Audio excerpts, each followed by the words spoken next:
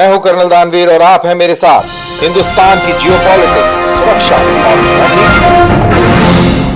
जय हिंद। मैं हूं कर्नल दानवीर और आप हैं मेरे साथ। अभी हम आज बात करेंगे इंडियन ओशन रीजन के रक्षा मंत्रियों का एक कॉन्क्लेव जिसको राजनाथ सिंह ने संबोधित किया। उस संबोधन में क्या किया इसके बारे में हम जानेंगे और उस संबोधन का जियो इकोनॉमिक मतलब क्या है, जियो पॉलिटिकल मतलब क्या है, उसको भी समझने की कोशिश करेंगे। लेकिन उससे पहले हम राजनाथ सिंह के जो की नोट एड्रेस है उसके ऊपर जाएं तो ये समझते हैं कि पहले कि इंडियन ओशन रीजन क्या है। इंडियन ओशन रीजन उस इलाकों को मिलाकर बनता है जो इंडियन ओशन के या हिंद महासागर के चारों तरफ बसते हैं। ये इलाके अफ्रीका का ईस्टर्न कोस्ट वाले मुल्क हैं, एशिया के सदर्न कोस्ट वाले मुल्क हैं, साउथ ईस्ट एशिया का पूरा है और ऑस्ट्रेलिया है जो कि पूर्व में पड़ते हैं और उनकी जो पश्चिमी कोस्ट लाइन है वो हिंद महासागर के साथ लगती है। इसी तरीके से एंटार्क्टिका है जिसकी उत्तरी कोस्ट लाइन जो है इंडियन ओशन से लगती है। तो ये पूरा इलाका जो है ये इंडियन ओशन रीजन कहलाता है। इस इंडियन ओशन रीजन के अंदर बहुत सारे छोटे छोटे आइलैंड कंट्रीज है। इनके अंदर सबसे बड़ा आइलैंड कंट्री मान के चलें तो वो श्रीलंका होगा और छोटे छोटे और कंट्रीज हैं, मालदीव है, मॉरिशस है, सेशल्स है। इसी तरह इंपॉर्टेंट जियो पॉलिटिकल रीजन से इंपॉर्टेंट आइलैंड्स हैं जैसे डियो गार्शिया हो गया। और ये जो पूरा रीजन है इसके अंदर दुनिया का 50% ट्रेड जो है इस इलाके से गुजरता है। तो ये बहुत ही इंपॉर्टेंट इलाका है। 70.56 मिलियन स्क्वायर किलोमीटर्स के अंदर ये इलाका फैला हुआ है, ये इंडियन ओशन फैला हुआ है। और इस पूरे इंडियन ओशन रीजन के अंदर सबसे बड़ा जो मुल्क है वो आप आराम से कह सकते हैं कि वो हिंदुस्तान है। वैसे तो ऑस्ट्रेलिया है लेकिन मैं हिंदुस्तान को यहाँ पे सबसे बड़ा मुल्क मानूंगा क्योंकि ये दुनिया का सबसे बड़ा मार्केट है, फास्टेस्ट ग्रोइंग इकोनॉमी है, वर्ल्ड की तीसरी स्ट्रॉन्गेस्ट आर्म फोर्सेस है, मिलिट्री पावर है, न्यूक्लियर आर्म्ड कंट्री है और एक नया उभरता हुआ स्पेस पावर है।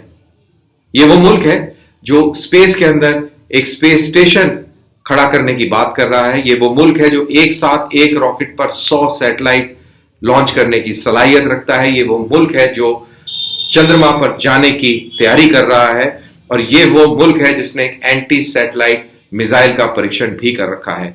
इसके अलावा हमारा जो ट्रेड है, हमारे जो कॉपरेशन है और जो हमारी जो छवि है ये हमको इस इलाके का सबसे बड़ा मुल्क बनाती है। तो आज राजनाथ सिंह ने अपने की एड्रेस में क्या कहा, इसके अंदर तकरीबन 27 मुल्कों के डिफेंस मिनिस्टर्स मौजूद थे और सबसे जो इंपॉर्टेंट डिफेंस मिनिस्टर मैं कहूंगा वो ईरान के हैं। ईरान के साथ में जियोपॉलिटिक्स एक अलग किस्म की है, उनके साथ में कॉपरेशन एक अलग किस्म का है, एक अलग से ही एक बहुत बड़ा विषय है जो कि वर्थ डिस्कशन है उसको लेकिन फिर कभी और डिस्कस करेंगे। तो ईरान के जो डिफेंस मिनिस्टर हैं इनकी मौजूदगी बड़ी इंटरेस्टिंग थी इसमें। और यहाँ पर इस सेशन को संबोधित करते हुए डिफेंस मिनिस्टर राजनाथ सिंह ने बड़ी इंटरेस्टिंग बात करी और उन्होंने ये कहा कि हम जो है इस पूरे इलाके के अंदर चाइना को काउंटर करने के लिए इंडियन ओशन रीजन के जो एलाइज हैं, वर्ड यूज किया एलाइज, तो ये बहुत महत्वपूर्ण है। इन एलाइज को हम मिलिट्री हार्डवेयर देने के लिए तैयार हैं। ये जैसा मैंने बोला कि एरो इंडिया शो की साइडलाइंस पर हो रहा था तो बिजनेस भी इसका एक इंपॉर्टेंट फैसेट था इस कॉन्क्लेव का। That is why it is called Jio economics. अब आजकल जमाना जियो इकोनॉमिक्स का है, जियो पॉलिटिक्स का नहीं है। और उन्होंने ये बोला कि ये जो कॉन्क्लेव है ये इन सारे जो एलाइज, जिसको उन्होंने एलाइज बोला, इनके रिसोर्सेज में को सिनर्जाइज करने के लिए है। इनके जो रिसोर्सेज हैं इनको सबको इकट्ठा करने के लिए है और उस इकट्ठा करने में इस इंडियन ओशन रीजन के अंदर पीस और स्टेबिलिटी को फैलाना है, उसको मजबूत करना है। और इसके लिए उन्होंने डिफेंस इंडस्ट्रियल कॉपरेशन की बात करी इन सारे मुल्कों के बीच में जो कॉन्क्लेव में हिस्सा ले रहे थे। उन्होंने इंडियन ओशन रीजन को एक बहुत ही ग्लोबली कॉम्पिटिटिव इलाका माना। उन्होंने कहा कि यहाँ के जो मुल्क हैं ये कॉम्पिटिटिव टेक्नोलॉजीज बना रहे हैं डिफेंस के अंदर, शिपयार्ड डिजाइन में, शिप बिल्डिंग में, और हमें इस सब को एक साथ मिलाकर और अपनी मजबूती से इस टेक्नोलॉजी का इकट्ठे इसका प्रयोग करना चाहिए, इसका इस्तेमाल करना चाहिए। इंडिया, उन्होंने कहा कि पहले ही काफी सारे इन एलाइज को, इन मुल्कों को मिसाइल्स देने को तैयार है, लाइट कॉम्बैट एयरक्राफ्ट देने को तैयार है, helicopter, multipurpose light transport aircraft, worship, patrol vessels, artillery gun systems, tanks, radars, military vehicle, electronic warfare systems और कई सारे हथियार ये देने को तैयार है। और ये बहुत इंपॉर्टेंट चीज है। ये शायद मैं कहूंगा कि पहली बार है कि इंडिया ने, जिसका कैरेक्टर नॉन अलाइंड और अहिंसावादी रहा है, वो अब चेंज होता दिख रहा है और उसमें एक बहुत बड़ा पैराडाइम शिफ्ट आ रहा है। जैसा कि पूरी दुनिया में राइट विंग जो है और मसल मैन जो है, ही मैन जो है काबिज हैं।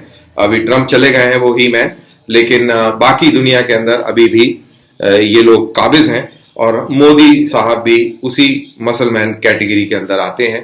तो इंडिया की छवि जो है अब बदली हो रही है। अब इंडियन ओशन रीजन को इंडिया कैसे देखता है? इंडियन ओशन रीजन को वो अपना ही एक जोन मानता है अपने इन्फ्लुएंस का।